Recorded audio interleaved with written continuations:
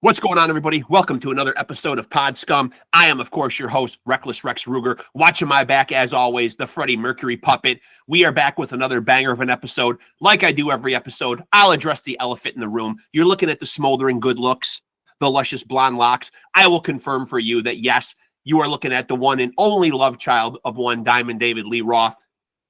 And I'm going to give myself a little affirmation because I enjoy the view as well. Give myself a look, make sure my coif is in order for our guest who will be in here in a moment. And I'm looking forward to this one, really.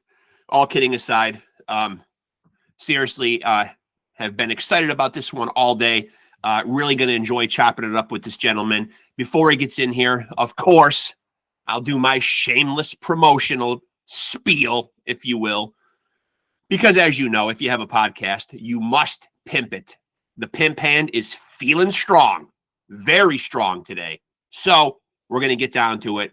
Make sure to tap into Pod Scum on Facebook. The handle is Off the Couch Boxing and Pod Scum, both of my podcasts, one Facebook page. You can also tap in with us on Instagram, same handle, Off the Couch Boxing and Pod Scum. Granted, I'm fairly new to Instagram, so it's an old dog trying to learn new tricks. Full disclosure. Again, it's kind of a new, new venture for me, but I am taking little sections of these interviews, poignant excerpts, if you will, reels, as the kids call them nowadays on Instagram, and I'm putting them up there. So, it's a promotional tool like anything else, but I invite you guys to tap in there and check out the videos that I am putting up there. And of course, like I said, tap in with us on Facebook. When you tap into the Facebook page, you'll get updates on new episodes, when the episodes are going to drop, who will be on said episodes, and any other big news, if it's newsworthy, noteworthy, either in the boxing world, in the fight game, or in the music, arts, entertainment, rock and roll world, whatever. I try to keep you guys in the loop, keep you guys informed. It is much more than just updates on the podcast. So tap in with us there. I think you'll find it entertaining, informative, at least I hope so. And of course, most importantly, these incredible conversations that we have. New content every week. This is where I really want you guys to be. Instagram, Facebook, yada, yada, yada. That's all great. But this is where it really all goes down. So please like, subscribe, and smash that notification bell to stay tapped in. When the new episodes drop, you will be privy to it. So look up in the upper regions of your screen. Because it is a notification bell, look for it to be bell-shaped. That probably ought to be your first clue. And find it and smash it. Punch it, elbow it, headbutt it, whatever you need to do to stay tapped in. So at the time of this recording, it is Wednesday, October 8th. This should be, when I post it, episode 324. And I cannot believe I'm even saying those words. Yes, we are well north of 300 episodes of Pod Scum, and we are right in the ballpark. So close we can smell it to 300 episodes of Off the Couch Boxing. So again, I owe all that pretty much, not pretty much, to you guys, the viewers, the subscribers, and ultimately, of course, the guests, without whom I would not be able to do this. So owe you guys all the gratitude. And, I sincerely mean that. The channel is always growing. I make a joke about it. It's not always leaps and bounds. Sometimes it's a slow trickle, but, and I know this from checking the analytics, we are always trending upwards consistently. So there's always growth from month to month. Is it always huge growth? No, but growth is growth, as one of my ex-girlfriends once told me. Listen, we're going in the right direction, folks. And I'm always awestruck, anytime, it's humbling to get support, to see the faces pop up here that I get the privilege to get to converse with. It's absolutely amazing. And in the end of the day, when guests show up on here, I'm a fan. So I'm, for lack of a better word, giddy inside. My guest is here, so now I can finally shut up and stop stalling for time, and we can get down to it. I'm excited about this one, man. So here we go. Gonna chop it up with my man, RAMSEY Jones.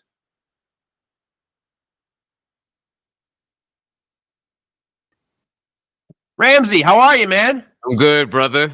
I appreciate you doing this, man. Thank you. Thank you for having me. Oh, man, it's an honor, man. Yeah. I really appreciate it. And you know, right off the bat, I want to ask you, because I'm super curious about this, man. And for people that might not know, your affiliation, obviously, with the legendary Wu-Tang Clan. Of course, you know, the late, great ODB, you know, your brother, cousins with the RZA and GZA. Yeah. So I'm curious, you know, you obviously have, you know, your own musical journey. You're an accomplished musician, but how come never becoming an MC? I wasn't a rapper. I'm more into the music aspect. When I started out, like growing up in Brownsville, you know, I had musical parents. My mother was a singer, my father was a singer also, but I had cousins who like played drums or bass. You know, my cousin Bill on my mother's side of the family, her sister's son, he was a drummer. So I used to watch him play, and at home my mother pulled out like Tupperware and I would bang on the Tupperware. Yeah. So that's when she realized I had a talent for like rhythm. Right. And I remember she took me over to her other sister's house, my Aunt Rosetta, and in Coney Island. She lived in Coney Island at the time. And my mother said, "Sister, I want to show you something." She said, "Take out your Tupperware." She puts it on the floor in the kitchen, and she puts on Eddie Kendricks's record, "People Hold On," and the song was "Girl, You Need a Change of Mind." Okay. And I started playing, and her sister looked at her, at my mother, and she was like, "Oh my God, he's like playing like the right beat. He's playing the prodigy." Yeah. So they just let me go on from there, just indulging myself, you know. And I was like pretending at the time. Hendrix, I remember I saw Hendrix's obituary. I was 4 years old. I saw it on Channel 2. And they said that he had just passed away. And I didn't hear his music at all, but I was taken with how he looked. My father called me into the kitchen to watch the news with him, and he wanted me to watch the Jimi Hendrix obituary. And right there, I was struck by how he looked, and I was like, man, this guy looks amazing, but I didn't hear any of his music yet.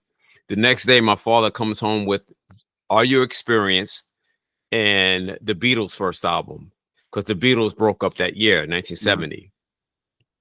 And we had a little GE record player my parents bought us, because I had 2 brothers and 3 sisters at that time, around 1970.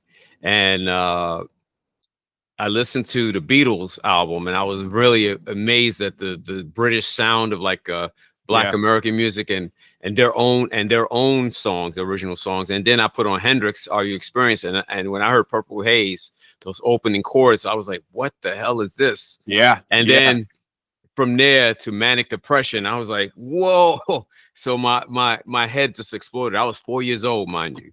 Yeah. It's pretty amazing. Yeah. And so are you tapping into music before Russell? Oh yeah. Yes. Oh yeah. I was pretty much like an influence around the house, because whatever I was listening to, my brothers and sisters got into. Okay. And they were like I was very receptive, like an antenna, like tuning in. And I listened to everything. You know, my father had all these records, like he had Thelonious Monk, Miles Davis, James Brown, Samande, Eddie Palmieri. You know, I listened to a lot of Boogaloo, you know, a lot of funk, a lot of like rock. Like I said, he bought me the Jimi Hendrix album and the Beatles. So that was my exposure. He didn't own those records, but he bought me those records, those 2 records. And did you feel like at all, or did you witness your brother Russell, you know, aka who we would come to know as Old Dirty Bastard? Did you happen to notice if he had any musical inclination to move towards any instruments, or was he always going to go the way of hip hop? No, years later he went into hip hop because that was like accessible as far as like devoting time to an instrument. Yeah, you know, so that was an easier thing for him. And also my cousin RZA would come over the house a lot. Yeah, when they originally lived in, I believe, in Crown Heights in Brooklyn, and then they moved to Staten Island in '75. And so we would go visit them, and they would come visit us. So it was like like we would turn each other on to different music. So you were there pretty much right at the birth of Wu-Tang Clan then. Yep. And so you watch all these talented, and we'll certainly talk about your own career, man, but you're watching these guys all as separate entities, all coming together. And at this point, you know, you had already scratched the surface and started your own musical journey. Were you able to see that these guys, you know, were going to become what they became? I mean, probably, arguably, I don't even know if it's even something you could even argue. They are the greatest hip hop group of all time.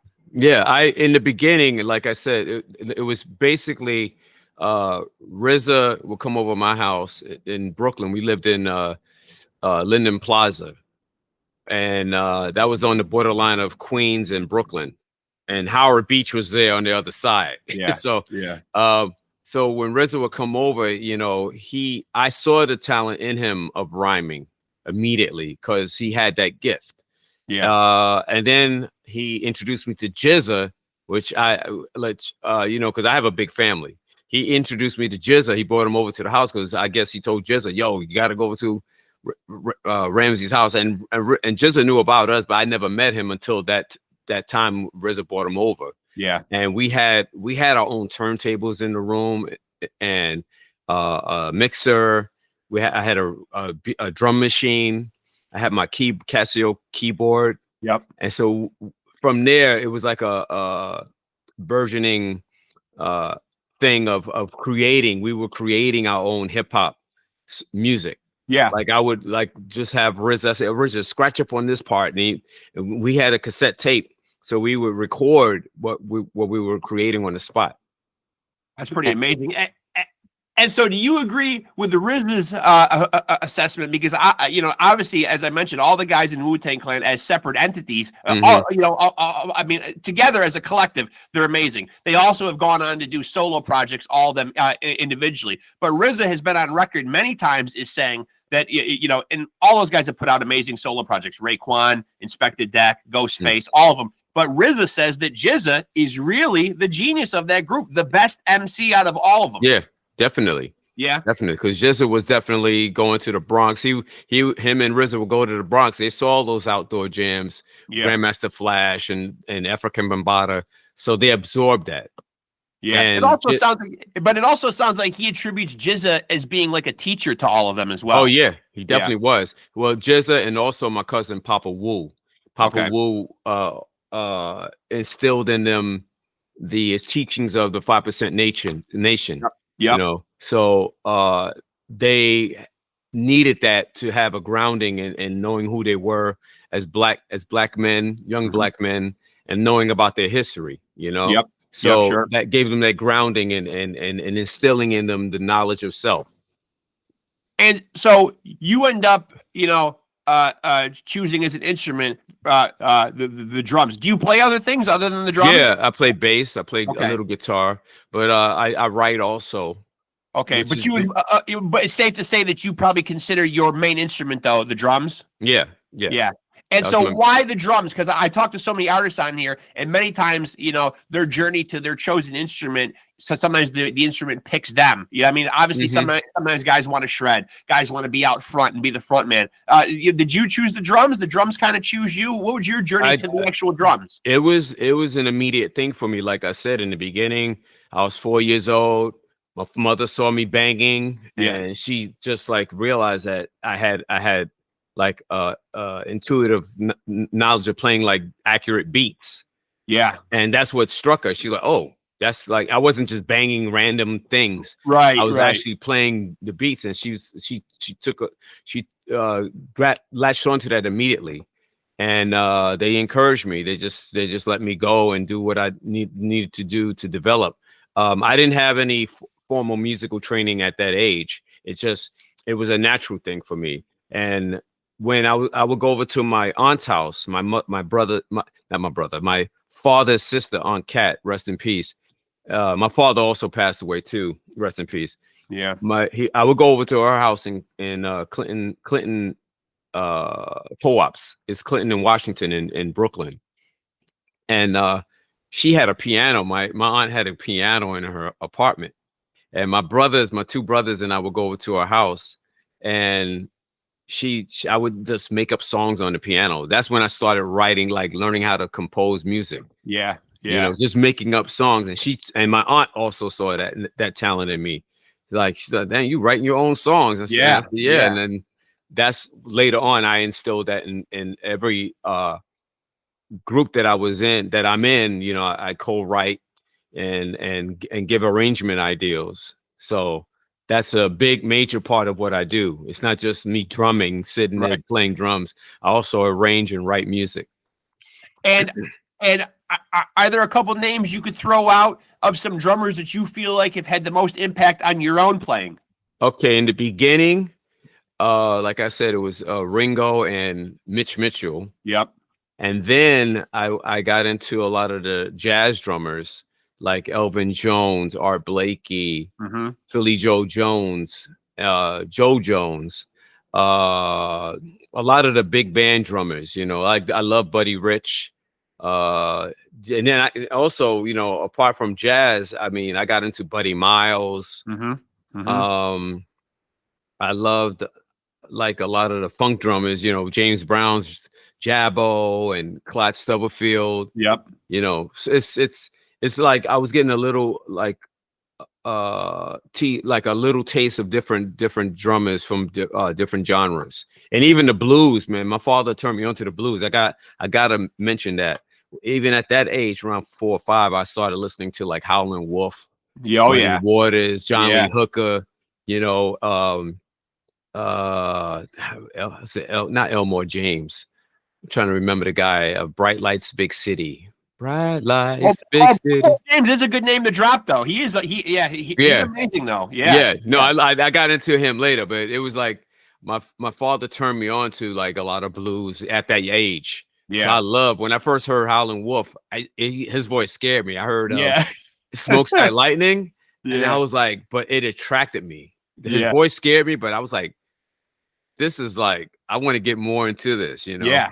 And now, do you remember, was there a specific artist or an album or a song that you really remember getting its hooks in you in terms of on the heavier side? Because obviously, I mean, you know, I'm referring to what you do in REBELMATIC, which is obviously sounds a lot more punk/hardcore. Yeah. You're talking about a lot of soul, a lot of funk, a lot of blues. But do you remember like when you first experienced the heavier side of music? Oh yeah, I mean the heavier side of music. Okay, I would say listening to this is way later, like Helmet. Yeah. Like when I heard Meantime. Yeah. And I actually saw Helmet at that time when they got signed to a major label and they dropped that album. They played at the Marquee, and I felt the force of like their you know, intense playing. And also and even before that, man, I would say Black Sabbath's first and second album, when I heard War Pigs, when I heard the first Black Sabbath song, Black Sabbath, and I think those were crucial into like my getting into the heavier side of things. I was always into it.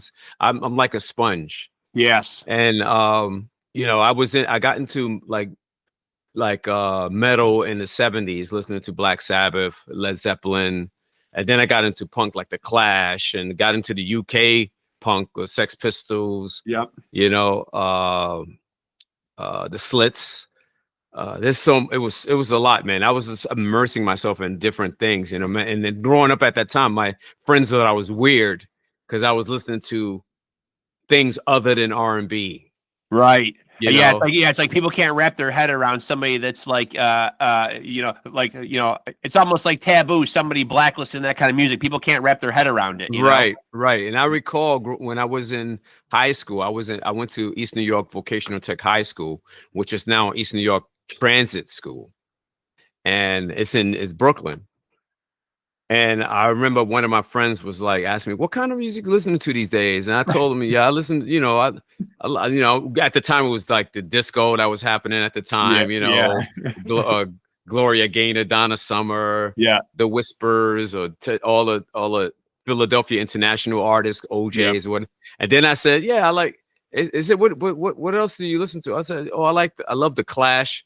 And one of my friends, I think he was from South America, just turned around and looked at me and said, yo, you listen to the Clash? I go, yeah.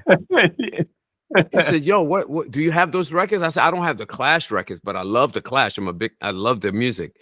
But he said, what records do you have? I said, oh, I got Led Zeppelin. I got Black Sabbath.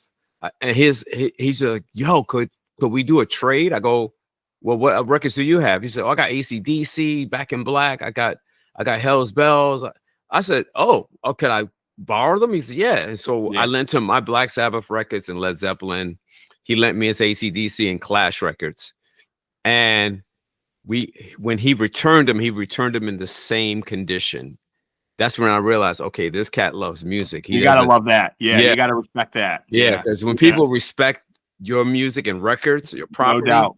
Yeah, I knew right away. Okay, this guy. Yeah. You're okay. You're okay in my book. Yeah, he gets it. But his ears perked up when he heard what I was into. Yeah, and he said, "Dude, I didn't know you listened to that music." I said, "Dude, because everybody in my school, in my periphery, that were in different classes that I was in, they thought that I was weird listening to rock or new wave. And at the time, new wave was coming out and hip hop was just coming out. Like Run DMC had just dropped It's Like That and That's the Way It Is. And I remember when that 12-inch came out, and it was like rap was changing from like the Grandmaster Flash, the whole Treacherous Three sound, but more into like individual, like both rappers have their own identity. Even the sound was becoming more slower, more like funkier. And I was listening to I love that all kinds of music. I was into when new wave was starting at that time. I was hearing about the Go-Go's and Bauhaus, Dead Kennedys. I was like, man, this is some fresh shit, man. And I was getting into that too. So I was always inspired by listening to, like, discovering new music and just like trying to like discover new things just to keep me going, keep my head like above, keep it fresh. And so when the 90s hit and Wu-Tang is at the height of their powers and that first album comes out, and they really, really, really start to, take the hip hop world by storm. Where are you, and what part of the journey, or what part in the journey do you have at that point? Well, at that point, I was working. Okay, I think I'm gonna go back a little. Please. So before RZA was formulating Wu-Tang, I remember he wanted my assistance in helping him because he had just put out a 12-inch. We Love You, Rakim on Tommy Boy. And my cousin GZA also was signed to Tommy Boy. With Do Me Baby, I think that was the song. And it was a minor hit. And I remember RZA put out his 12-inch record, We Love You, Rakim. And I knew that wasn't the sound he was going for. And we had a conversation about it. He said, yeah, because, it's just, I said, I know it's commercial and you want to, but that's not your real thing. Right. So he wanted me to help him with production, but I felt like, you know what, he's going to find out on his own. He's going to find his sound. Yeah. And I think it was like, this was around 87 that happened. And then around 94, I think 94, 95, Protect Your Neck came out. Yep. And and that record just hit like a bomb. Yep. you know. Oh yeah. So I knew hearing that record, he got his sound. He figured it out. Yeah. He figured it out, and it took years. It was like from 87 to 95. He went from that, and then he really became the Abbott. He did. Yeah. Right. Yeah. So getting to that point, I was working at Tower Video. That was my first job working for Tower. RZA's brother came by my job to visit me. King Randy, his eldest brother, he came by to visit me. He said, "Yo, cuz, RZA got a group together, Wu-Tang Clan." I said, "Wu-Tang Clan?" He goes, "Yeah." He's telling me all these names: Method Man, Ghostface Killer, Raekwon. I was like, "Really?" And he said, "Got your brother also a record deal." I'm like, "Really?" He says, "Yeah, he's got them signed to Loud, and then he's got each individual member their own record deal." Yeah, smart. And I was like, "Wow, I never heard anything like that. That's like a first." Yeah. So, he says, your record, your brother's working on a record now, and he's doing skits on the album, like interludes that y'all used to do when you were kids. So the skits, meaning like he said, my brother had a skit on the album, on his first album. You remember doing this as a kid? You sit in front of a fan and go, yes. Yeah. That's what my cousin meant. He said, "Yo, he's doing skits on there that y'all used to do when you were kids." Yeah, that's funny. Because my cousins grew up around us, so they know what we do, things we did to entertain ourselves. Yeah. And so I hadn't heard any of the music yet. So a couple of months later, RZA calls me up at Tower and says, "Yo, cuz, we're gonna pick you up. I want to play you some songs. You tell me what we should release as a single." I said, "Okay." So picks me up at Tower Video. I get in the car. His oldest brother is there in the front, and they're driving me to Brooklyn, to Broadway East New York Station, Broadway Junction Station in Brooklyn. And he says, "Oh, these are the two songs that we want you to see which should be the single." He puts the cassette on. After laughter comes tears. Yeah. So I'm listening to him. I'm like, "Yeah, I like that." Yeah. And I knew my cousin finalized the sound that he was going for. Yeah. Yeah. Right. We get into Brooklyn. I'm like maybe 2 minutes away from Broadway Junction. He said, "Okay, we got this other song." So he puts it on, and it's ooh, whoa, whoa, whoa, whoa, cash rules everything around me. Yeah. I sat there, and I was like, and they played the whole song, and they said, "What do you think?" He said, "What should be the single?" I said, "That second song." Yeah, Cream. Yeah. He said, "You sure?" I go, "Yeah." Okay. Got out the car and went home. Yeah. And the rest is history. Yeah. Which those are two amazing songs, man. So that was really could have been just a coin flip, though. Two amazing tracks, though, man. You know what I mean? Ultimately, that's ultimately everything worked out great, and it is an amazing decision. But I mean, talk about playing devil's advocate, though. I mean, you really couldn't go wrong with either one of those tracks. No. But I knew right away Cream was the one. No doubt. Yeah. They played me after Tears. Then they played Cream, and I was like, right away, I was like, "Yo." Yeah. And then they stopped. The song finished, and he said, "What do you think, cuz?" He said, "What should be the single?" I said, "The second one." Yeah. And he said, "Cream?" I go, "Yeah." "You sure?" I go, "Positive." I said, "Positive." He says, "Okay." They dropped me off at the station. I went home. And then, of course, all the Wu-Tang guys, after their career gets going, they all start breaking off a little bit and doing solo stuff. Does anybody's solo work particularly stand out to you? And what did you think about, your brother, Old Dirty Bastard, and his solo efforts and what he was doing on his own? He's obviously like a guy with a very a unique approach to hip hop. You know what I mean? And I think that's what people love about Wu-Tang, is that they are all unique in their own way. That's the point. Yeah. And my brother, the thing about my brother, the way he was on that album, that's how he was in real life. Yes. But he also was very, like when he was out in the, you know, in the public, you know, he was genuine.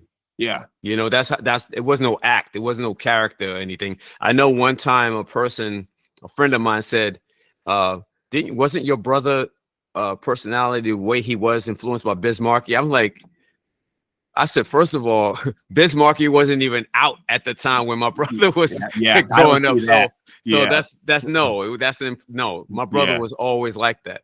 Yeah, that was really how he was. Yeah, you know, he wasn't influenced by Biz Markie, or Biz Markie wasn't even out at the time. Right. So yeah, my brother was always that way, very like unique, and like, you know, that was his personality. So do you think the guys, individually put out amazing albums, or do you think they were better as a collective? No, they put out amazing albums too. I mean, Ghostface. Yeah. Like every record that he put out, especially with Raekwon, the Purple Tape. Oh man. Yeah. Those are like classics. Yeah. Like every one of them, you know.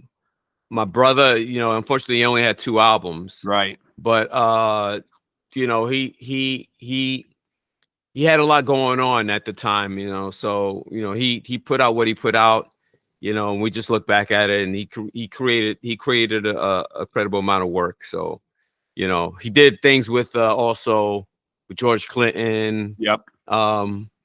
I think he was on a track with Ozzy Osbourne. So I mean, you know, my brother was in Omar also, the British UK R&B artist. And listen, man, no one's ever gonna forget in the hip hop world, Shimmy Shimmy. Come on, no that's a classic. That's a classic. Yeah. That's a classic. That's a classic forever. Man. That's gonna be people are gonna be bumping that 100 years from now. And that's the thing that is so great about Wu-Tang's music, though, man. It really is timeless, though. You know what I mean? Like those songs will live forever. You know what I mean? It has never sounded dated. You know what I mean? Like you could throw on that first Wu-Tang album right now. 30 plus years after it's released, it's fresh. It's not dated. It's not like it's from a certain era, you know. I mean, 90s hip-hop is like undisputably like the best period, no doubt, no doubt. But you can't like define a certain like a year on it, you know. It's right. Just it transcends eras. Transcends eras. And so talk to me a little bit about your work, because you did continue to work with GZA. So I'm assuming that when he went out and did touring, that you were part of like a live band with him? Yeah, and I want to go back further. So sure. I got to work with my cousin RZA from the very beginning, which was he asked me to do play bass on a song called The Riddler. Okay. Which was on the Batman Forever soundtrack. So that was my first opportunity of being playing on a track that RZA wanted me to perform on. So I did the bass and keys on a track called The Riddler with Method Man. And I didn't meet Method Man yet, but I had laid the tracks down at RZA's first house studio. Mm-hmm. And we literally, like, I think he picked me up from work and drove me into Staten Island, and he says, look, I got this bass guitar. I just bought off a crackhead for $5. I was like, $5? Okay. I was like, I bet you said, what a bargain, not. So I tuned it up, and I said, what do you want? What do you want me to play? He said, just play the Batman theme. So first I listened to the drums on the track. And it was just slowed down, like bum bum bum bum bum bum bum bum bum, you know. So I said, "Oh, simple." So I just played it on bass. I think I did about 1 or 2 takes of it. We listened to it. He's like, "Okay, it's finished." But I listened to it, and I was like, "Yo, it needs something else on it. It just sounds like, you know, just dun dun dun dun." Little flat. Yeah. I said, "Cuz, let me pull up some patches on your keys." So he had a synthesizer there, Roland. So I'm looking through the patches. I pick out a string sound, this weird like sound like that I found, which is on the track. So I played like a riff, like bam, ba-da-da. And I was like, okay, that'll work. So I just went. I said, cuz just roll the track. I played it over the chorus. Bum, ba-da-da, bum, ba-da-da. And then I said, all right, I'm done. And we listened to it. He says, it's finished. Fire. Yeah. I did it one take. Yeah. And a couple of months later, Method Man comes to Tower Records to visit me. He says, yo, you Ramsey? I go, yeah. And people were like looking at me like, you know Method Man? I go, yeah. I did a track with him on the Batman Forever soundtrack. But I said, this is my first time meeting him. And so we were talking for a while. We hit it off like quick, like immediate. He said, yo, your brother's ODB, right? Oh, yeah. So one of my friends is like starstruck. She's like, oh my God, that's Method Man.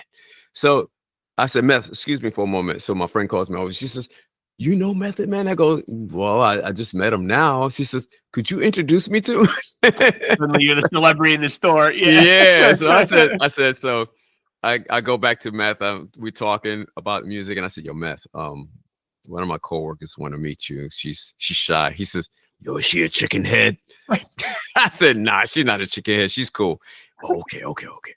So we're talking, and then she's standing there. He's talking to me, and he goes, so you wanted to meet me? And she's like freaking out, like shaking. Yeah, and because he did it so sudden, like we were talking to each other, and then he turns to her. So you wanted to meet me? And she's like, yes. She said, I'm a big fan. And then he hugged her, and he said, your Rams, take care, man. We'll meet up. So I said, yeah. And she said, oh my God, I met Method Man. She's freaking out. And yeah, that was the first track I did. And then years later, RZA started calling me up for some more recording. Yeah. So I think I was in the studio. I called my friend Jabril Touré on bass and Jerome Jordan on guitar to join me in the studio. Also, Emmy Augustin on keys. So we went into the studio, did some things with RZA. We did we were on the W album. I think we did the song Gravel Pit. We did the opening of Gravel Pit with that fanfare. Bam, bam, bam, bam. I also played guitar on the jump off on that same album, the W. So you're starting to become like a secret weapon for the fellas. Well, I played on maybe 2 tracks, and then I did something with Wu-Tang's producer Mathematics. Okay. On his album, on his first album. It was a Willie Hutch sample that he had on the track, and I just played drums on it. And then RZA called me to do the Iron Flag album. So I did the intro on the parent advisory ones. There's an intro that RZA rhymed over a drum break, which is me on drums, which is at the very beginning of the album, right before In the Hood. On the ones that are not the parent advisory version, they cut that off. They cut that song off. They just asked In the Hood. But on the parental advisory ones, they have the intro. Then I play on ba ba ba ba ba ba ba da da da da. I'm like blanking out what the track is, but I think it's the 4th track on that album. I got my Uzi back. Tell me the Wu is back. Yeah, I play drums on that track. The song Babies is a full band. It's me on drums, Jabril Touré on bass, Jerome Jordan on guitar, and Dwayne Eubanks, a trumpet player. Yep. Whose brother is Robin Eubanks and Kevin Eubanks. Kevin Eubanks was on the Tonight Show with Jay Leno. Yeah, the musical director. So that's Dwayne Eubanks' brothers, and they're an amazing musical family. Like jazz. So he worked with me at Tower Records. So I one day asked him, "Yo, you want to be on a Wu-Tang album?" He looked at me like, "Get the fuck out of here!" So I got him on the album, and so I did those tracks, and then RZA had called me to do a song with Ghostface, and the track turned out to be Run. Okay. With Jadakiss. Yep. So he sent me the initial track, and I said, yeah, I definitely would redo this. So I had to call Jabril Touré, and we went to 36 Chambers. All those tracks that we recorded was at 36 Chambers studio. Yep. Except the Riddler. The Riddler was done at RZA's house. So we did I called Jabril. I said, yo, Ghostface wants us to redo this track because they don't think the sample will clear. So I went into the studio with Jabril and we just laid the track down. Yeah. Yeah. And they listened back to it and they were like, okay, it would do. And that's what the track they use. Yeah. So at this point, you're getting a lot of work with the fellas. At that time, it wasn't a lot of work, but yeah, I was in the studio with RZA, yeah. But after that, it died down, and then RZA moved 36 Chambers. He moved to another location in Manhattan, right near the West Side Highway, and recorded. I think I didn't get a chance to record anything there, but I got to go hang out in the studio there.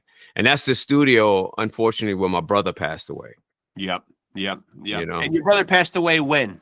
90s? No, 2004. 2004. Okay. Yeah. Wow. Hard to believe, man. Passed away 2 days before his birthday. Can't believe 20 plus years. Yep. It seems crazy. It seems crazy that he's been gone that long. Mm-hmm. Rest in peace. Truly a hip hop legend, man. Unbelievable, man. Yeah, unbelievable. And so then you start going out with GZA and doing Liquid Swords. Yeah, it started in 2010. So okay. My cousin called me up out of the blue. Like we hadn't had a conversation prior to that, or he just called me up out of the blue. So yo, cuz. As a matter of fact, it was I think I saw GZA at I think it was Rock the Bells, but I may be wrong in Cali. But he called me up out of the blue and said, yo, cuz, I realized I've been doing Liquid Swords and doing some of my songs with other groups. And I totally forgot you were the musician in the family. Yeah. All these years. I said, well, what's up? He said, well, listen, I want to know if you could get a band together to perform my songs live. I said, no problem. So I already had Jabril Touré from playing with Wu-Tang and Jerome Jordan. So they were in the band. I had a keyboard player that Jabril recommended to me. And another, I forgot. It was it was one keyboardist at the time. So we did the first show at Irving Plaza with GZA. That was the first time GZA had a live band with me. And the show was rough. It was sold out. But it was like the beginning. It was we still had a lot of things to tighten up. Yeah. So over the years, like from that point, we were like he was happy. He said, "Okay, we're going to do some more shows." I said, "Okay, cool." So I ended up getting a different keyboardist. I got Isamu McGregor, dope keyboardist, and Emmy Augustin, who was Jabril's boy from back in the days. Which we all collaborated together on other musical projects, but it was Jabril Touré, Emmy Augustin, Isamu McGregor, and Jerome Jordan on guitar. So I had two keyboardists, Emmy and Isamu, covering like the samples and doing the live shit on top. Jerome on guitar and Jabril Touré on bass. That lineup was amazing, man. There's a clip of us on. Isamu wasn't, I think he left at that time, but it's Isamu and Interfied, who is my childhood friend. Yeah. Which is Vaughn McLeod. We grew up in Linden Plaza we go back to like 75. So I got him in the group around that time. So it's Emmy and Interfied, Jerome Jordan, and Jabril Touré. And there's a clip of us on YouTube at the Converse. It was Converse Rubber Track Studio that was in Brooklyn. Wow. And we're doing Crash Your Crew.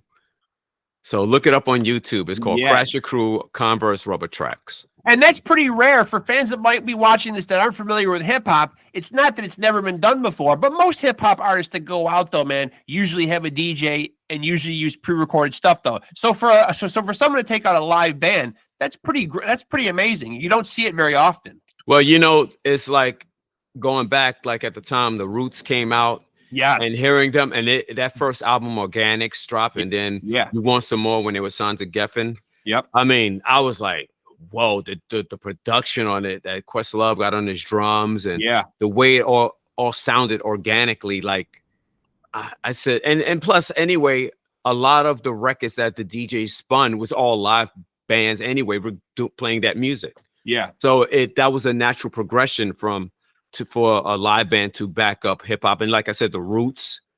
You had also Sugar Hill Gang when they had Rappers Delight. That was a live band. Doug Winbush on bass. Yeah. That was brass. I forgot the name of the band, but they played on all those Sugar Hill Hill sessions. Yep. You know, that's a live band. It's not a pre-recorded. It's not a record. That's a live band. Yeah, yeah. So Doug Winbush, who later started playing, is in Living Color right now. Living Color, yeah. And I'm glad you segued into that nicely because you've also done some work with a guitarist that I absolutely love, Vernon Reid. Yes. I did an album which is still unreleased. Yeah. I have a promo of it called "In This Small Room," and we recorded it in his house, in his living room. I love Vernon. I love Living Color. What a great band. What an amazing band. And so, how do you make the correlation with Vernon, man? Like, explain how you hook up with him. Well, Vernon Reid used to shop at Tower Records, and I told him I play in a band. At the time, I was in my first band in 1989 to 1995. The band was called Abstract. And my guitarist, Mark Waith, lived on Staten Island. And I told him, hey, I play in this band, Abstract. We were very popular in the Black Rock Coalition. At the time, we joined the Black Rock Coalition, but there's videos of my band Abstract on YouTube. There's a song called Crevices of Hope that I co-wrote with my bandmates. But we have a lot of videos of that period of us playing at Wetlands, CBGB's. You know, we played at a lot of the clubs that don't exist anymore. Continental, Limelight. But anyway, Vernon Reid came into Tower Records one day. I told him about my band Abstract. We had a show in Staten Island. I said, hey, Vernon, man, listen, would you mind coming to a show? I'll put you on the list. He said, oh, sure. So my band played, I forgot the name of the club in Staten Island. Vernon Reid walks in, and these guys are standing around like, that's Vernon Reid. That's Vernon Reid. Yeah. And the guy walks up to me, you know Vernon Reid? I go, yeah. They go, how'd you get him here? I said, he lives here. He lives right up the block. That's 2 times that's happened to you, man. All of a sudden people say, hey, you know Method Man? Now it's you know Vernon Reid? Right. So, you know, and so Vernon came, checked us out, loved us. Yeah. And he mentioned us in Rock Magazine about band. And it was Vibe Magazine. I think it was in Vibe Magazine. That was Quincy Jones Magazine. Bands to look out for. And he mentioned us in the article. That's pretty amazing right there. Yeah, validation right there. Yeah, that's validation when Vernon's dropping your name. Yeah. And so I want to ask you, because I've talked to a lot of drummers in doing all these episodes, and because you've been doing this for a long time, I'm always intrigued. You know, by day I work as a nurse, so the nurse in me has to ask, you know, being a drummer for so long, there's such physicality in playing the drums. I've talked to a lot of drummers who have had to adjust the height of their stool or the layout of their drums because of different aches and pains and shoulders and back stuff. Have you experienced any of that? No, I haven't. I tell you why is because I learned to not overexert myself. And I think that's the reason why, because the thing is, you know, as you get older, you have to learn to reacclimate yourself to adjusting to if you played a certain way in the beginning, you have to change it. Sure. But still adjust it to your comfortability to not lose that energy. Right. You know what I mean? Yeah. So I've learned to like, and even as I have gotten older. I'll be 60 next month, by the way. You look great, brother. You do. Yeah. Thank you. But I've learned to pull back, but also still play with the same intensity. Yeah. You know, and I learned that can be you can adapt that to adjusting to like just change the, you know, because like I said, I never played. I played hard, but I noticed that I had to like pull back the way I execute. Yeah. In order to not have sprains, and I had tendinitis. Right. You know, like I think the drummer for Pearl Jam just recently said that he can't do 3-hour sets anymore. Yeah. Yeah. And I feel what he, you know, what he meant, you know. So the thing is, like, I can do that because, you know, I'm in so many different bands that sometimes I've done shows where all 3 bands are on the same bill, and I would play with all of them. So it'd be like at least 3 or 4 hours. That's a busy night's work. Yes. Yeah. And I have become more, my upper body has become more stronger. Yeah. From my playing, being able to like play with the same physicality and energy. Yeah. And it's like physical training. It's like training your body. It's like almost like being an athlete. Yeah. Yeah. Yeah. Yep. Now, because you have such an eclectic taste and your influences are coming from so many different places, if I were to put you on the hot seat and ask you, and of course this is a subjective question, man, this is just your opinion. If you had to put together your Mount Rushmore of all-time artists that mean the most to you, who would the 4 faces be? Oh man, it's more than 4 faces. Okay. But who would make the Mount Rushmore? The Mount Rushmore would be the quintessential 4. Jimi Hendrix, number 1. James Brown, number 2. God, John Coltrane. Okay. Pretty goddamn good Mount Rushmore, I'll tell you that. Yeah. And number 4, God. Okay, it has to be a hip hop. Sure. It is a producer. DJ Premier. Oh, what a great pick. Wow. Yeah. Wow. Wow. Yeah. So rest in peace, man. We lost DJ Premier too, didn't we? No. DJ Premier's still alive. Oh, Guru. We lost. I'm thinking of Gangstar. Guru. Yeah, Gangstar. Yeah. Guru passed away. Yeah. Yeah, that's right. Nah, DJ Primo, man. Yeah. Definitely. Yeah. So that's my Mount Rushmore. Jimi Hendrix, James Brown, John Coltrane. Yes, because he took jazz and it just no doubt he just expanded. No doubt. You know, I could say Sun Ra too, but yeah, and Primo. That's a hell of a Mount Rushmore right there. Jesus, man. And so I want to talk to you and just get a little synopsis on all the various projects that you're in, what they mean to you, what's currently going on with them, you know, if they're still going, if they're defunct, your involvement in them or whatever. So I'm not going in any particular order here, but BACHSLIDER. BACHSLIDER, we're working on completing an album that we recorded basic tracks for about a year ago. Okay. I'm hoping to go back into the studio with them the end of this month. Okay. To finish putting like the sweet touches on a lot of tracks. We recorded like 12 tracks. Okay. And we recorded 12 tracks. And hoping to finish it very soon. Okay. And have it out. Have it out by next year. Dancing Dream. Dancing Dream is a ABBA tribute band. Okay. That's what I make my living from. Okay. I'm going tomorrow to Atlanta. Okay. Hopefully, you know, with these the government shutdown, hopefully we get to get to Atlanta. Yeah. But yeah, I'm playing tomorrow. Friday. I'm playing Friday. Yep. Dancing Dream. That's still going. That's still going. Okay. And now I don't want to say this wrong, but I'm thinking I'm saying it right. MAAFA? MAAFA, yes. Okay. Okay, we just performed last Saturday at a with HR from Bad Brains. Oh, yeah, we did a show. We did a show with him and Butterbrain. It was an excellent show. We're playing actually in Poughkeepsie this coming Sunday. Okay.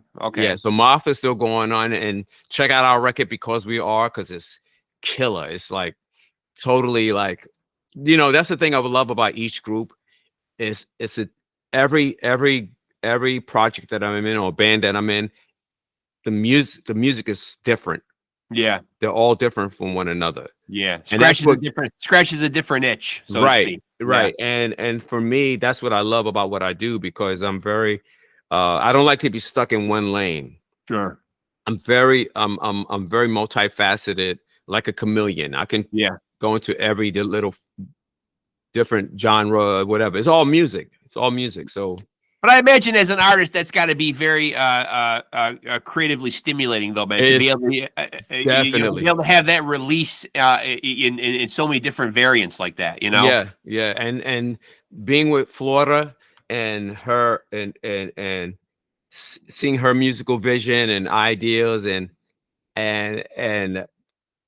like just playing it and putting it out there in the air, you know, and people see that and hear it and they're like, wow.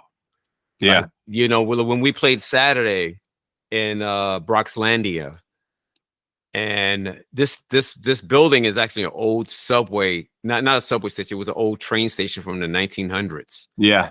So we played in this building, and I remember we went on, we were the first group to go on, and there was a guy standing on the left side of the stage staring at me the whole time.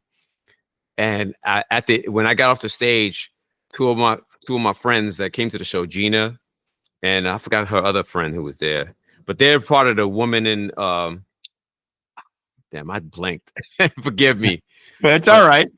But they're a part of this collective, Woman in Punk, I think. I'm sorry, Yeah, Gina right. Marie, if I messed it up.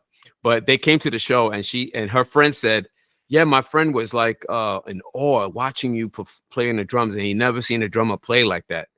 And he was just standing there, and he got chills. He told me he got chills, and I was like, wow, see, that's what I want to get. That's what I want to put out there. Sure. You know, yeah. You know, to make you feel the experience. Yeah. You're giving somebody the chills. You're doing something right. Yeah. You're doing something right. Right. So, but we played Saturday, and it was great. And Florida's music is just amazing. Just Afro-Cuban, Afro-Brazilian rhythms. Yeah. African. It's all thrown into the mix, and it's very.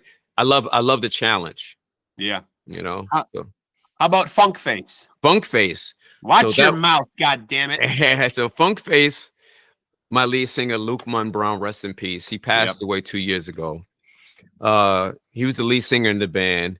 FUNKFACE were a very popular band in New York. Oh yeah. And I joined them in '95.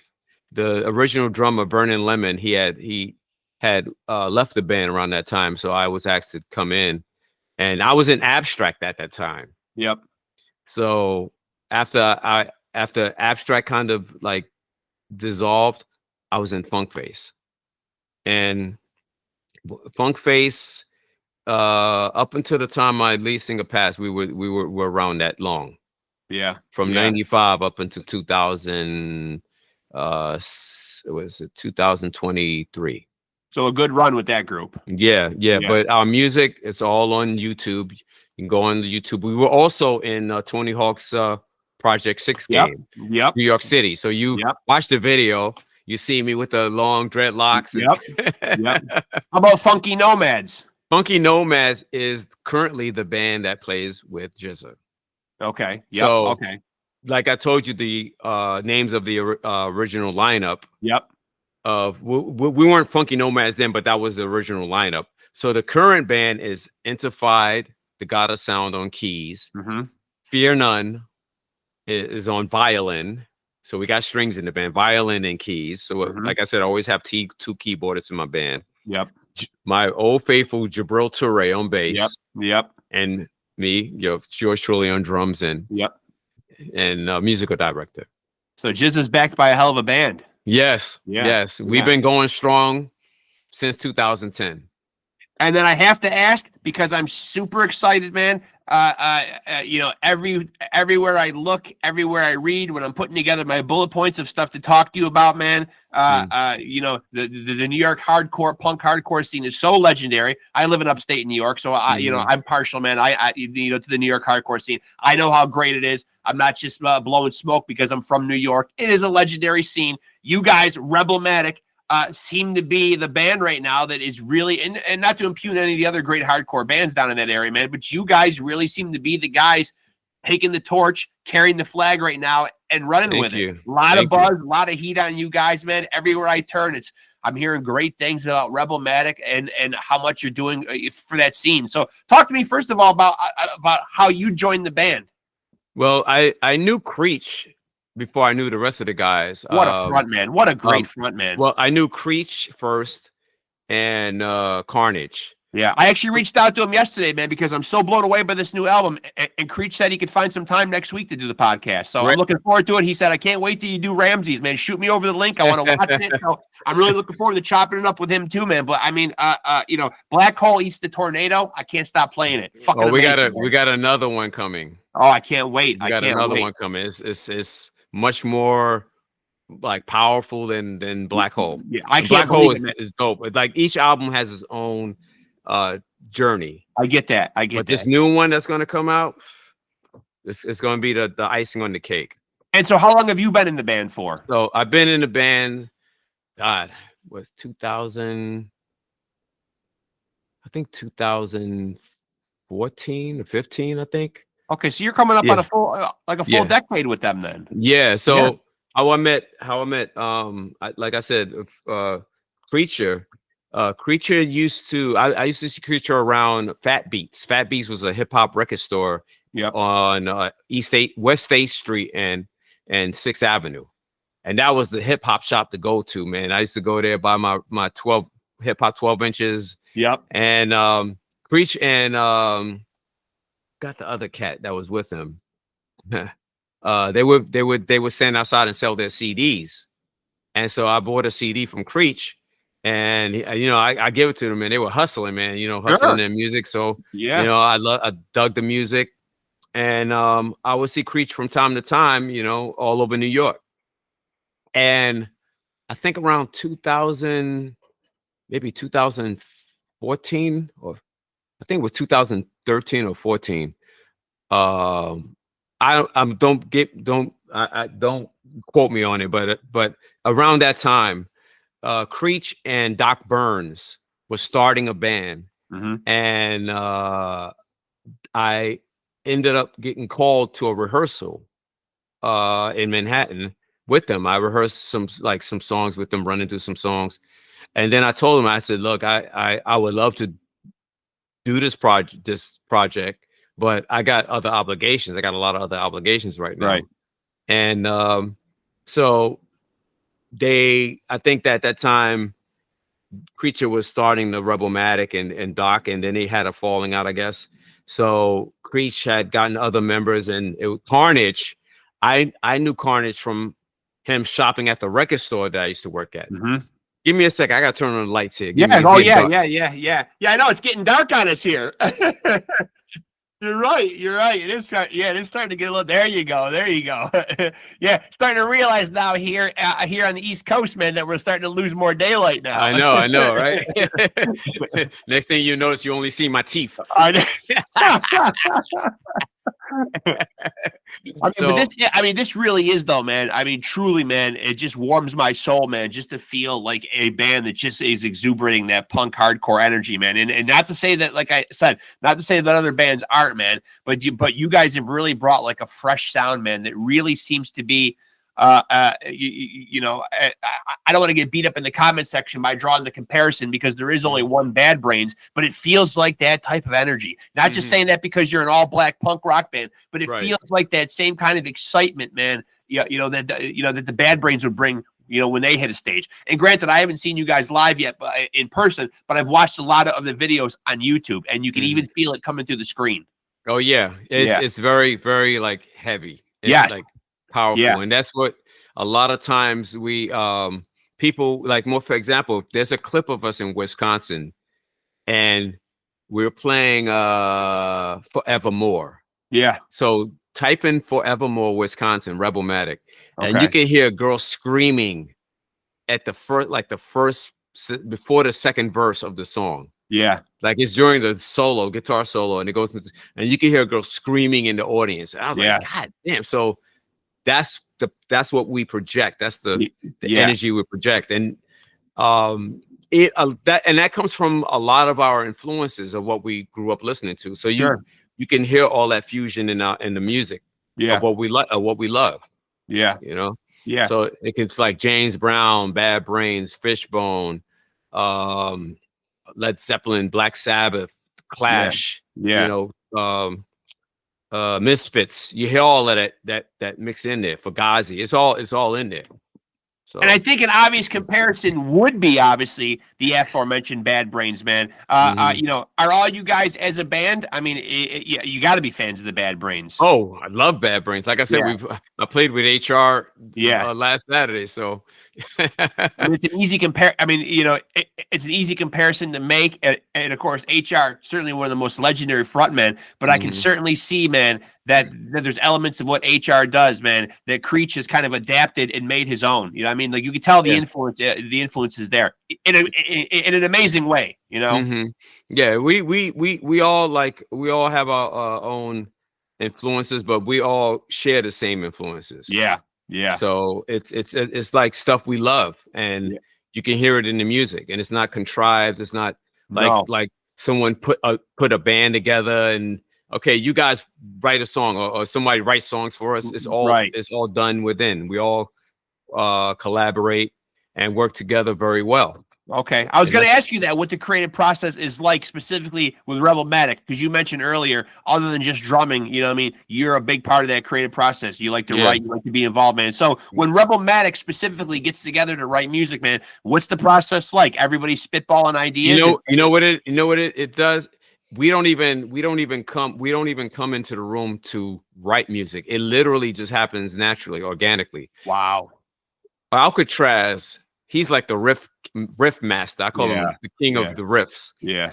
We would play some like a riff, and then I'll like listen, and then Creech will listen, and he'll immediately start writing something. And then I say, yo, Alc, I got this idea, and then we'll arrange it together.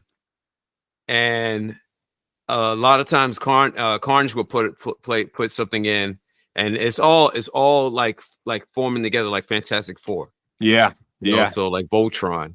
But we all come together, and the thing about it, nobody ever gets upset about like if we don't like that idea. Well, it's never like that way. It's like, okay, we'll try something else. Right. You know, it's never, you guys don't like this, and I'm not going to do it. It's never that type of thing, because music doesn't get created that way.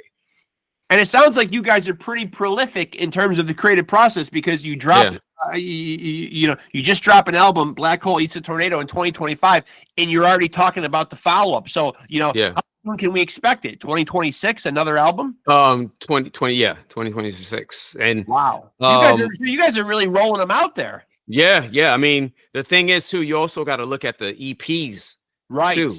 Right. So that's how much we write. That's you guys sit around as a band and consciously talk about that. You know, because obviously I don't have to tell you, you're obviously deeply involved in the music world, but how people are digesting music and consuming music nowadays is so much different. Does an LP still make sense, or do you like EPs more? LP does make sense, because we don't like to give part of the picture. We don't like to release a musical statement in bits and pieces. Yeah. We want to give you, like, that's how I grew up listening to music. I mean, when albums like Stevie Wonder's Songs in the Key of Life came out, and I was like, holy shit. Yeah. Like each track was like a journey, a look into this person's mind and where he was at the time. You know, and we all related to it. It's like albums like that, Fleetwood Mac's Rumors, you know, The Clash, Combat Rock, you know. Those songs, every track on is like it's like a journey, you know, and that's what we want to emphasize. We don't like to put out things just like just one facet of what we're about. We want to give you a journey, take you on a different trip, especially with what's happening in the world today. You know, we need an escape. Yeah. And we also talk about, that's the thing. The thing I really hate is when you get these clowns on the internet that put in comments, oh, you're supposed to be an entertainer or musician, or you're a comedian, you're supposed to tell jokes. No, we talk about what's going on. Sure. You're not making, you're not making no point if you just talk or making jokes about something and you don't talk about what's going on in the world to joke about. Right. You It's know? like That's our job. It's like Ice Cube used to say. He considers himself almost like a reporter in a way. You know? Exactly. You know.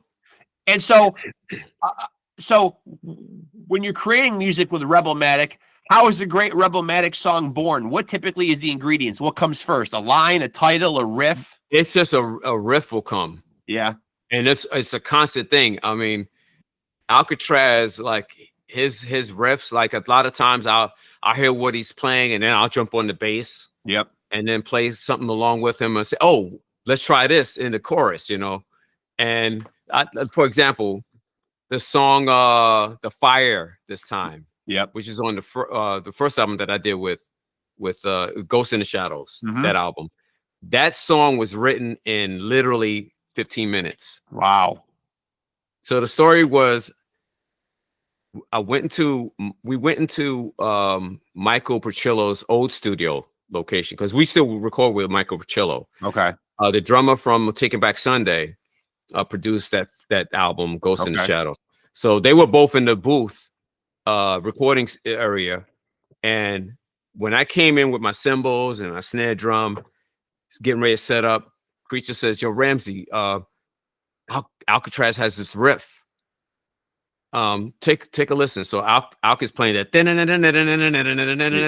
Yeah. So I'm listening to it. I literally take off my backpack with the cymbals. I put my cymbals down. I put the snare drum down. I listen to it. I said, okay. And then he plays me the end. I said, let's run it again. So I put the drums on. It was just me and him playing it. And just playing it. And I said, all right, put that. I said, put that at the end of the song. And he says, okay. So we ran through it like, and literally we had the arrangement in like 20 minutes. Wow. 20 minutes. And I said, okay, record. Michael pressed record. We just laid down the basic track. Creature didn't even have the lyrics yet. He's like writing, like listening to writing. We finished that song in an hour. That's amazing. That's gotta be very fulfilling as an artist, though, man. When creativity strikes like that, and it just, it just washes over you in abundance like that. Mm-hmm. Gotta be an amazing feeling. And that's how I like to write. Like it's like capturing lightning in a bottle.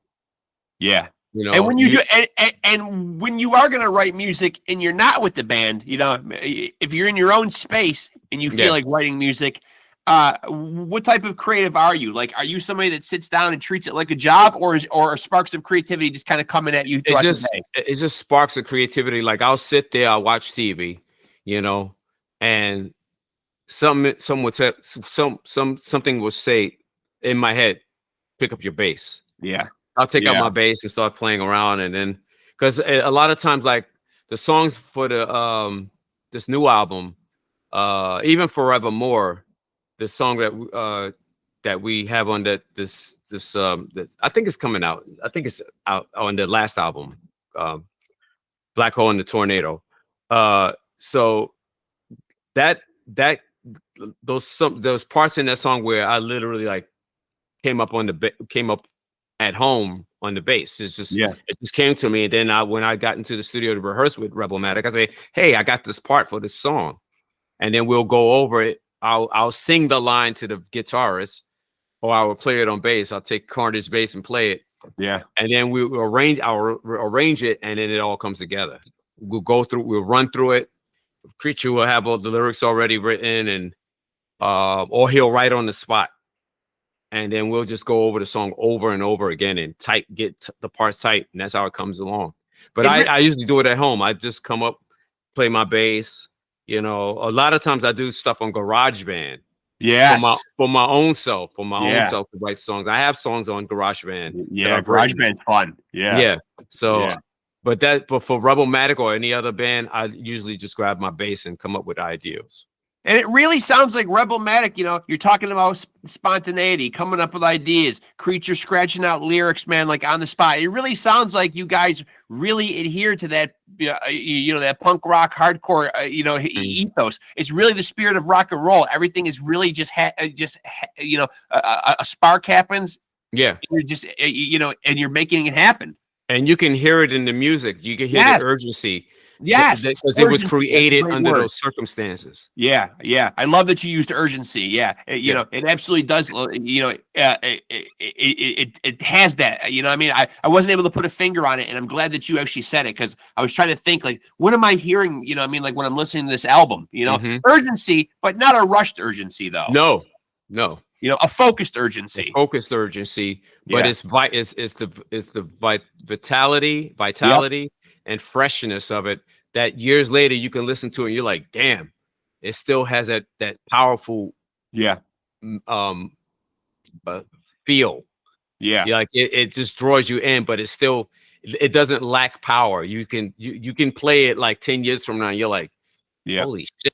It's still going to be very relevant. Now, now, when you guys put out an album, obviously, you know, there's people with websites, there's people with blogs, there's people all over the place that like to review, give their opinions. The internet has afforded us the luxury nowadays of everybody's opinion being able to be heard and out there. So when a new piece of art comes out or a new project comes out, a new Rebelmatic album or whatever, are you somebody that goes and looks at feedback? I look at the feedback, you know, but you know, I don't ever let it like I don't let it affect my process of like if someone gives it a certain ranking, you know, I don't even look at it that way. That's probably because it's just for me, I look at the longevity. Of I look at the like I said, urgency is important. You can listen to those Rebelmatic albums and you're like, damn, you know, the energy, the musicianship, the songs. Yeah, they all feel like it's like they all feel like you've captured lightning in a bottle. They do. Right. Yeah. That will never like die. Yeah. Those records will still be listened to 100 years from now. Yep. Yep. You know, and it seems very tough in the music world nowadays because it is a hard time in history right now to be a musician with streaming, with artists, you know, not making money. It's very difficult right now. And so, do you feel like with Rebelmatic in particular that this is a lineup that's really dialed in and rolling in the same direction, a solid, stable lineup? Oh, yes, indeed. Yeah. Yeah. Yes, indeed. Because you know, I like I said, they told me this. They said that, and Creature told me this. A lot of times, like the former lineups that they had, they weren't able to create music the way we create it. Yeah, because there was always maybe one person in the band. Oh, I don't like that. I said that's how come things they die immediately because you're not giving it a chance to grow. Yeah, you know, when you have one person that just like shits on what you guys are writing and then wants to change direction, the growth dies because you're not allowing it to flourish. Right. You know, you're not allowing it to blossom. With me being in this group, you know, like I said, we all have an equal say, and like if one idea doesn't get accepted, we'll try a different direction together. Yeah. You know, we just like change it and make it that everyone is like comfortable with it. And so since I do talk to so many artists and musicians on here, and I do hear the same sentiment echoed all the time, that a band is very much like, very akin to a marriage. It's a relationship. You're juggling these different personalities, man. Talk to me a little bit about the other guys in Rebelmatic and like what the band relation is like amongst you guys and how you make it and how you maintain that cohesion. Well, we like each of us, we all, the thing about us, like I said, I met Creature. I've known Creature for years. Carnage, I've known him for a long time. I met Alcatraz when I joined the band, and I realized we all get along well with each other. We take the piss out of each other. We can joke with each other, and nothing is taken seriously. Yeah. And when you have a relationship like that, where everyone is very cohesive with each other, we all have our idiosyncrasies, right? But that doesn't get in the way of how we create the music and how we get along with each other. Yeah. You know, I've been on tour with these guys. I've been on the road with these guys, you know, and a lot of times things that happen on the road could affect the band, or different personalities can be a problem with some of the members. But all the times we've been on the road together, we always been united. Yes. And I realized, I said, okay, this is something like something like that should be applied to every other band, you know. But we get along well with each other. Yeah, we get along well with each other, and there's never like any serious arguments or anything. We all like I said, we all are democratic. Yeah, and I'm glad you used the word unity, because at the end of the day, man, that's really the foundation that I think that punk and hardcore music, you know, wanted to be built upon. You know, yeah, it's necessary. That's the number one thing. Is you can't always feel that duties are assigned to one member of the band, or it's all cohesive. It should be all 4 people working together and being able to get along with each other, and it's not forced. It's a natural thing. It should be a natural thing. Yeah, where they're all can come together. Yeah, put aside the differences, come together. There's probably a lot of bands out there that could stand to can learn that lesson. You know, yeah, because a lot of times there's a lot of egos. Yep. And that's what kills the egos. Sure. With this band, there's no egos. Yeah. There's some ego to a point, but we don't let it overshadow the unity of the band. Yeah. Thank God. Thank God. And so before I let you out of here, man, and this has been an amazing discussion, man, where's the best place to tap in? Because I know everyone is on social media somewhere. If they want to tap in with what's going on with you, what's going on with your various projects, where's the best place? Okay, starting for one, I got to go into my phone because, you know, as I get... Of course, I'll have links. And of course, when I put the episode up on my Facebook page, I'll have links to, you know, all your sites too. But just in case people... I'll give you all the links. REBELMATIC NYC. Okay. On Instagram. MAAFA Hardcore. That's MAAFA Hardcore on Instagram. Also BACHSLIDER, BACHSLIDER on IG. We're also on Facebook too. Sure. Yep. Funky Nomads is PHUNKY Nomads on IG. You can and we'll be touring. Funky Nomads will be touring with GZA in November. Awesome. So we have a date in Brooklyn, November 15th at Elsewhere. Okay. So look out for that. We're going to be playing Liquid Swords, some of Wu-Tang classics, some of my brother's songs. Yeah. Oh baby, I like it raw. You know, we were playing all that. Yeah. And yeah, we're going to be hitting the West Coast. We're hitting Vermont. We're hitting Denver, Colorado. We're hitting Las Vegas. Nice. And Baltimore in December. And please get REBELMATIC to an upstate New York gig, a little more upstate, please. Yeah. We'll come up. We'll definitely come upstate. Preferably Syracuse. That's where I'm closest to. Okay. Yeah, so let's get REBELMATIC like up to the Lost Horizon or one of these legendary places up here, man. Need to see you guys live. I got to see you guys do your thing, man. Oh, by the way, REBELMATIC will be playing at Warsaw in Brooklyn, November 1st, a day before my birthday. Oh, nice. We're playing with Fear. And oh God, what a bill. Hold on, I'll tell you. Hold on. Wow. Hold on. Okay, here we go. So we're playing with Fear and Leftover Crack. Wow, what a great bill. So you get to be on the same bill with the great Lee Ving? Yes. Yeah. And he's amazing. Wow. Amazing cat. Yeah. We were on a bill with Fear a couple of months ago. It was a Punksylvania festival, right?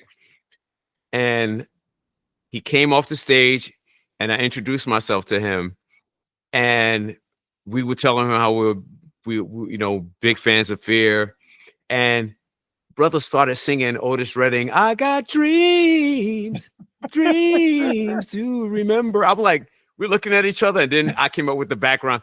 I got dreams.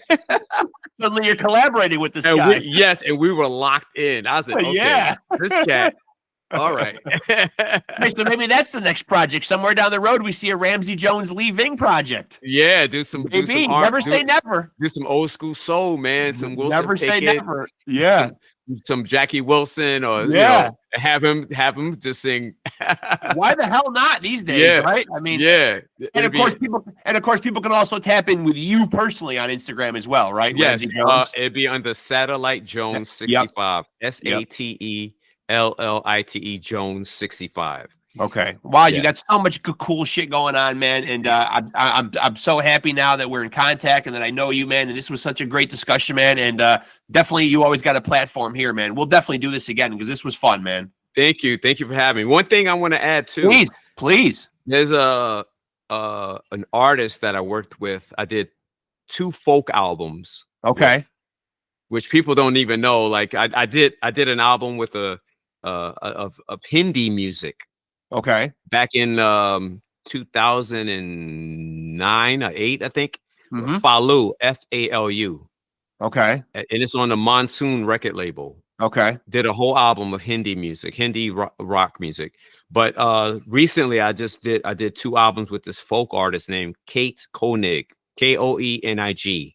Okay. And one of the albums is called, I'll tell you in a minute before I get cut off the air here. I love it. You're even dangling you're even dangling your toe in the folk world. Yeah, and this album, I'm telling you, is I would say it was like for me the peak of what I've been doing. Yeah. So this is the first album I did with her, which is amazing. It's all the songs are like real soft, acoustic, Zephyrs. Okay. That album I play on, and all the songs, the tracks that have like brushes. Oh, nice. Brushes going on. A lot of, and you hear it's so, the music is beautiful. Her songwriting is amazing. This album, Creature Comforts, is another album by her. That's the second album I did with her. Okay. Creature Comforts. Okay. This is more alternative folk rock. Okay. So relaxing then. Yeah. And this one, her latest album is Zealot. Okay. ZEALOT. That's her latest album. Okay. The track that I play on is Fire Alone. Okay.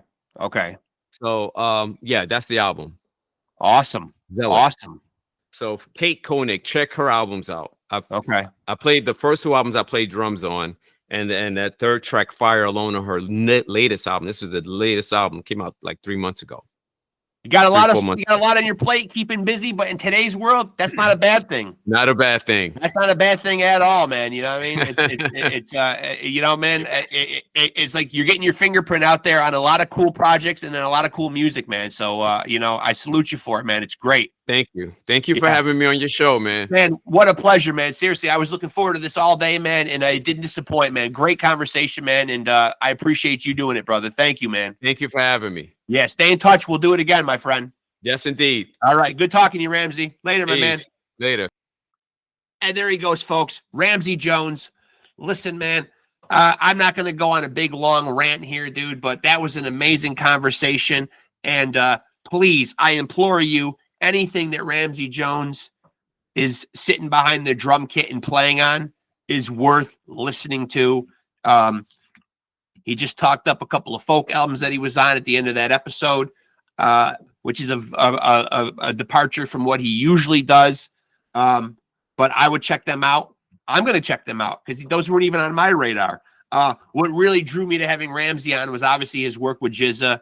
I knew his history with Wu-Tang, and I knew a lot of the punk hardcore stuff that he's doing, FUNKFACE, MAAFA, and of course, REBELMATIC, which is what I really have been geeking out over lately and really enjoying. But listen, like I said, he's got his fingerprint all over a lot of amazing projects, a lot of cool shit. So do your homework, do a dive on him, find out his discography, what he's on, what he's doing, where he's playing, and you know, just another great musician, super talented guy. So these are the kind of artists we got to get out there and support. Do your, do your due diligence. Get out to shows where he's playing. Support live music. Buy merch.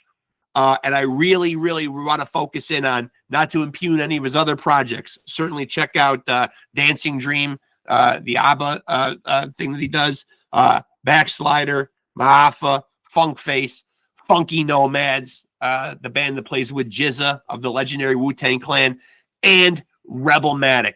That's what really, he talked about, music giving you the chills and just, goosebumps, that feeling. REBELMATIC does that for me. Their new album, Black Hole Eats the Tornado, dropped this year. Wow. I'm going to say it twice. Absolutely incredible punk rock / hardcore, doing it the old school New York way, the only way that it should be done. These guys are a breath of fresh air in the punk rock hardcore world, and that's not to knock anybody else that's doing it, but these guys are doing it at a high level right now. This is elite caliber stuff right now. So I would implore you, if you are a fan and you want to dive in to some incredible punk rock / hardcore a la New York style, please check out REBELMATIC. Check out the full discography. As I said, the last one is Black Hole Eats the Tornado, which just dropped here in 2025. Man, it is high impact, high energy from start to finish. I've said it before, all killer, no filler. It is an album that is really, really heavily in my rotation right now. I can't stop listening to it. And again, shout out to the fellas in REBELMATIC. I'm really digging what they're doing. RAMSEY, a big part of that, obviously, behind the kit, keeping the beat for the fellas. I am looking forward to hopefully a future interview with Creature, the front man for REBELMATIC. So hopefully I will get that on the calendar and happening very soon. But really, really happy that I got to chop it up with RAMSEY Jones. And by the way, the brother of the late, great, legendary Old Dirty Bastard, cousins with RZA and GZA, also of the aforementioned legendary Wu-Tang Clan, the greatest hip-hop group of all time. People might say otherwise in the comment section. I'll give you your Tribe Called Quests, your NWAs. I'm certainly not going to say my opinion is any more important than anybody else. I'm speaking strictly subjectively. In my opinion, that'll be the caveat that I will add here, the Wu-Tang Clan is the greatest hip-hop collective in the history of rap music. And I'll go on record as saying that. And boom, exclamation point at the end for me. But again, my sincere gratitude to RAMSEY Jones. I really enjoyed that, man. So he gave you all the links. Check him out. Check out what he's doing. And please do it for your boy, Reckless Rexx. Check out RAMSEY's other projects. Hopefully he doesn't have any problems. I got problems. Check out RAMSEY's other projects, but please check out REBELMATIC, because I want to make that recommendation. I want to take full credit for turning as many people onto this band as I can, because I really dig what they're doing, man. So salute to the fellas, man. Salute to RAMSEY Jones. I really enjoyed that conversation. Now I'm going to get down to my own shameless promotion, because I got to do it. Like I said earlier, the pimp hand is feeling strong, so I got to promote my podcast. Make sure to tap into PodScum on Facebook. The Facebook page is Off the Couch Boxing and PodScum. So both of my podcasts, we're sharing one Facebook page, and that's where you'll get all your updates on new episodes for both shows and when they're dropping, who's going to be on them, and all that other good stuff, plus lots of other fun goodies. If there's something newsworthy and noteworthy popping off in the fight game, I'm on it. If something's popping off in the rock and roll world, the music, arts, entertainment world, I'm on it. So other than updates on the show, you'll also get any other little fun stuff that's going on out there, videos, new album drops, announcements on big fights, viral videos, anything that pops up on my radar that I feel like sharing with you guys. So tap in with us there and tap in with us on Instagram. Your boy Rexx is trying to be better on there. I know that's where all the kids are going nowadays. You got to be on Instagram. For fuck's sake, you got to be there. So I've succumbed to the pressure, and I'm on there doing my best to give you some teasers, some snippets, reels, I guess is what the kids call them nowadays. So tap in with us there. Same handle, Off the Couch Boxing and Pod Scum. And of course, if you're here right now, this is where I really want you to be. This is where we gather for these great conversations, my brethren out there. Get with us here. Like, subscribe, and smash that notification bell to stay tapped in.